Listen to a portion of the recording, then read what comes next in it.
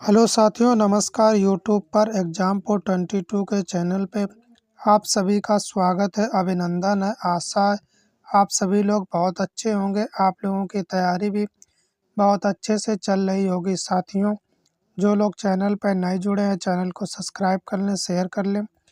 Last में comment करके बताना कि आज का सेशन कैसा रहा। हमारे और भी सब्जेक्ट के वीडियो देखने के लिए चैनल के प्लेलिस्ट में जा कर के आप लोग देख सकते हैं। बहुत ही इम्पोर्टेंट क्वेश्चन करा रखे। तो साथियों, आज हम पढ़ेंगे क्या, एंशिएंट हिस्ट्री यानी प्राचीन भारतीय इतिहास से संबंधित हमारे इम्पोर्टेंट क्वेश्चन रहेंगे।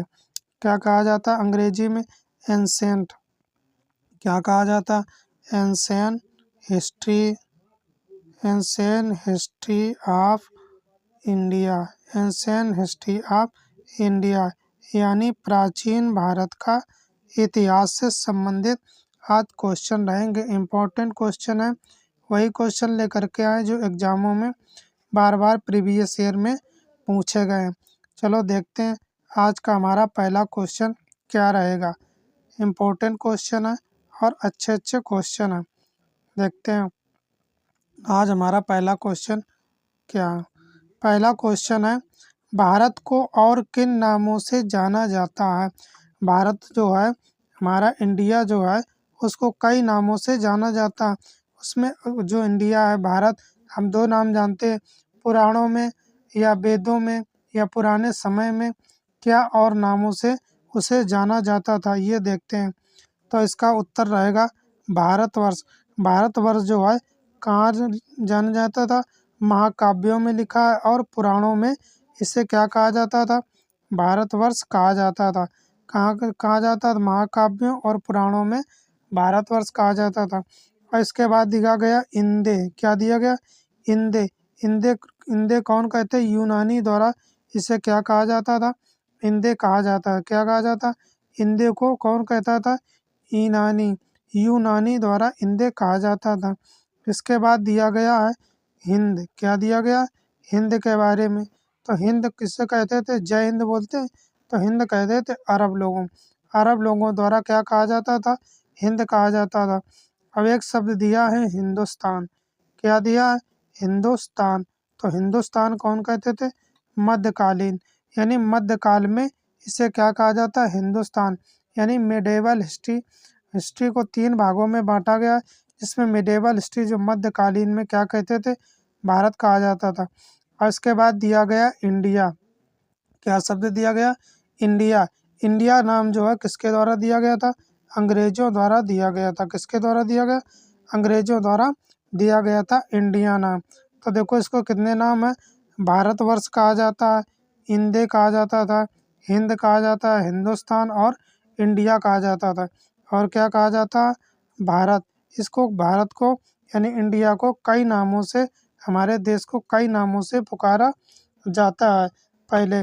मगर संविधान में क्या लिखा गया, India that is a Bharat, India जो कि भारत है।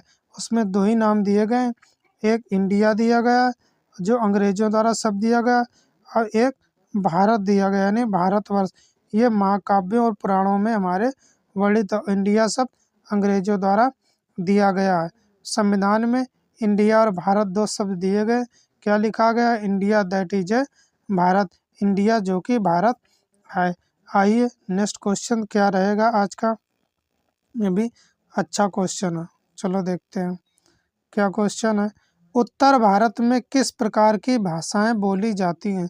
कौन से भारत की बात की जा रही है, उत्तर भारत में किस प्रकार की भाषाएं बोली जाती हैं। उत्तर भारत यानी नॉर्थ इंडिया की बात की गई है। कहाँ की, नॉर्थ इंडिया यानी उत्तर भारत से संबंधित। तो उत्तर भारत में कौन सी भाषाएं बोली जाती हैं, ये पूछा गया है। तो इसका क्या उत्तर आएगा, इंडो यूरोपीय परिवार की भाषाएं बोली जाती हैं। कौन सी भाषाएं बोली जाती हैं, इंडो यूरोपीय परिवार की भाषाएं बोली जाती है। कहाँ, उत्तर भारत में। उत्तर भारत जो ऊपर इधर रहेगा, उत्तर भारत की तरफ, इधर दक्षिण रहेगा, इधर पूर्व रहेगा और इधर उत्तर रहेगा। तो दक्षिण भारत में कौन सी भाषा बोली जाती है, इंडो पूर्वी परिवार की भाषाएं बोली जाती हैं। आइए नेक्स्ट क्वेश्चन, अगला क्वेश्चन क्या है। अगला क्वेश्चन है, दक्षिण भारत में किस प्रकार की भाषाएं बोली जाती हैं? कौन सी कहाँ पूछा गया? दक्षिण भारत में किस प्रकार की भाषाएं बोली जाती है, यानी लैंग्वेज। भाषा क्या हो गई? लैंग्वेज हो गई साथियों, लैंग्वेज यानी भाषाएं। और कौन सी? South Indian. कौन सी बात की गई है? साउथ इंडियन, यानी दक्षिण भारत से संबंधित। दक्षिण भारत में कौन सी भाषाएं बोली जाती हैं? तो देखते हैं कौन सी भाषा बोली जाती है। द्रविड़ परिवार। कौन सी भाषा बोली जाती है? द्रविड़ परिवार की भाषाएं बोली जाती हैं। कौन सी? द्रविड़ परिवार की भाषाएं बोली जाती हैं। आइए आज का नेक्स्ट क्वेश्चन क्या रहेगा? अच्छा क्वेश्चन हो, चलो देखो क्या रहेगा क्वेश्चन। भारतीय जनसंख्या, यानी भारतीय जनसंख्या किन प्रमुख नस्लों के द्वारा किन प्रमुख नस्लों के लोगों के मिश्रण से बनी हुई है? क्या पूछा गया? नस्लों के बारे में पूछा गया। जैसे जानवरों में कई प्रकार के नस्ल के जानवर होते हैं, इसी प्रकार इंसानों में पूछा गया कि भारतीय जनसंख्या है, इंडियन पॉपुलेशन जो है, उसमें प्रमुख लोगों के मिश्रण क्या हुए? प्रमुख नस्लों के मिश्रण से बनी है। तो कौन कौन से हैं ये पूछा गया। तो देखते हैं कौन से मिश्रण से है। तो कौन सा हो जाएगा? प्रोटो। क्या हो जाएगा? प्रोटो। इसे कौन कहते थे? ये प्रोटो लोग कौन थे? ऑस्ट्रेलाइड थे। कौन थे? ऑस्ट्रेलाइड वाले से इससे भी बनी है। यहाँ भी यहाँ के लोग ऑस्ट्रेलाइड वाले लोग भी यहाँ भारत में रहे थे आकर के। इसके बाद पेलियो। और ये कहाँ कौन किससे बनी है? मेडिटेरेनियन। किससे बनी है?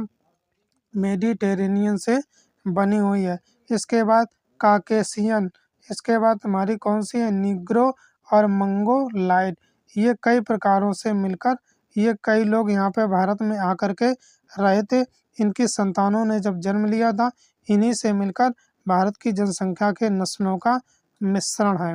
ये रहे थे आकर के, तो इनकी संतानें जब यहाँ रही थी आकर के जन्म लिया उन्होंने, तो वहीं रहने लगे। तो ये कई प्रकार के लोग जो आए थे रहे थे, उन्हीं से मिलकर ये हुई थी जनसंख्या। तो इसलिए कई प्रकार के मिश्रण यानी नस्लों का मिश्रण हुआ था। आइए अगला क्वेश्चन क्या रहेगा? Question number 5। 5 नंबर क्वेश्चन क्या? 5 नंबर क्वेश्चन है, भारतीय इतिहास को कितने भागों में बांटा गया है? यानी पार्ट में पूछा गया है। कितने पार्ट में, भागों में डिवाइड किया गया? कौन से? भारतीय इतिहास यानी इंडियन हिस्ट्री को कितने भागों में? तो 3 भागों में डिवाइड किया गया। कितने भागों में? 3। कौन कौन? यानी प्राचीन भारत, एंशिएंट हिस्ट्री। क्या बताया था अभी? Ancient history. मध्यकालीन भारत यानी मिडेवल हिस्ट्री। और इसके बाद रहेगा आधुनिक भारत यानी मॉडर्न इंडिया। कौन सा रहेगा? मॉडर्न इंडिया, मिडेवल हिस्ट्री और प्राचीन यानी एंशिएंट हिस्ट्री। 3 भागों में भारतीय इतिहास को बांटा गया है। चलो देखते हैं नेक्स्ट क्वेश्चन यानी अगला क्या रहेगा। आज का अगला क्वेश्चन क्या है? इतिहास को सबसे पहले 3 भागों में किसने बांटा? क्या पूछा गया? जो भारत की इतिहास है, इसको सबसे पहले 3 भागों में डिवाइड किसने किया था? ये पूछा गया। तो इसका राइट आंसर रहेगा क्रिस्टोफ सिलेरियस। कौन सा रहेंगे?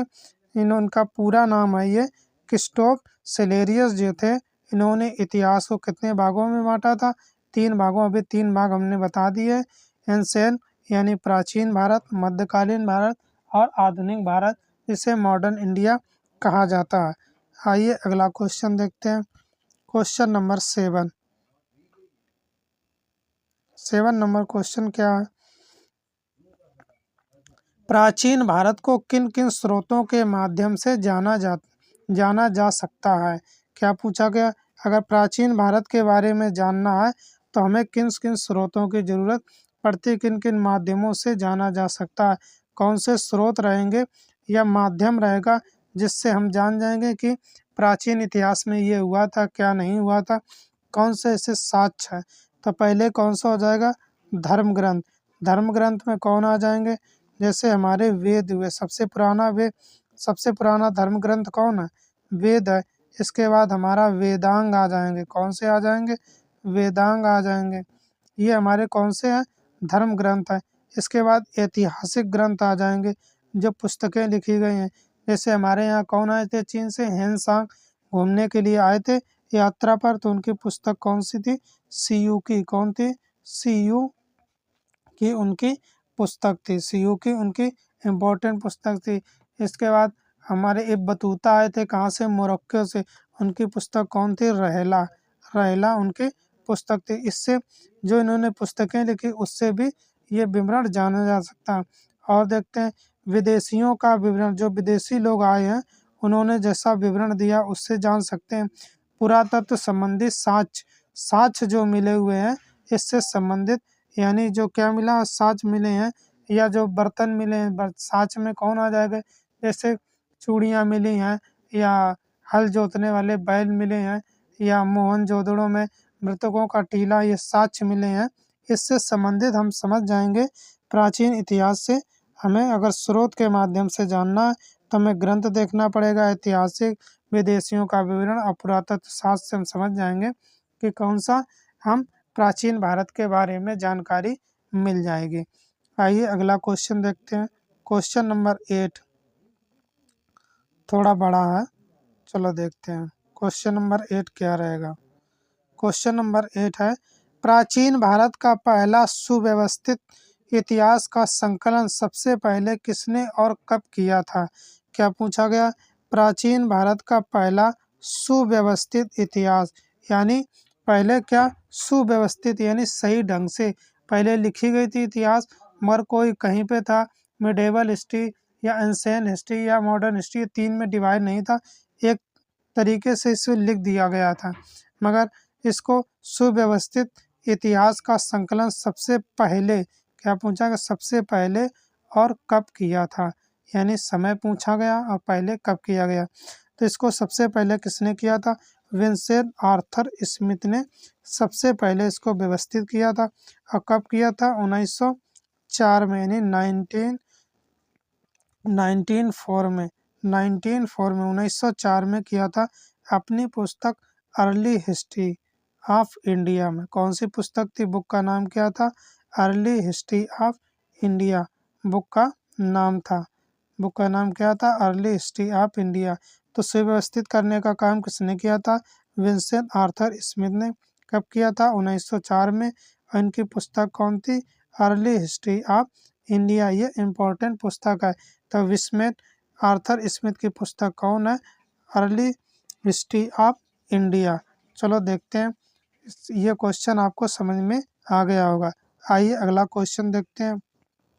क्वेश्चन नंबर 9 नंबर क्वेश्चन क्या है? 9 नंबर क्वेश्चन है, हिंदू किस भाषा का शब्द है? क्या पूछा गया? हिंदू शब्द जो है वो किस भाषा का शब्द है, किस लैंग्वेज का शब्द है या वर्ड है? तो किस भाषा का है? फारसी भाषा का ये शब्द है। किस भाषा का शब्द है? फारसी भाषा का। हिंदू शब्द जो है किस भाषा का है?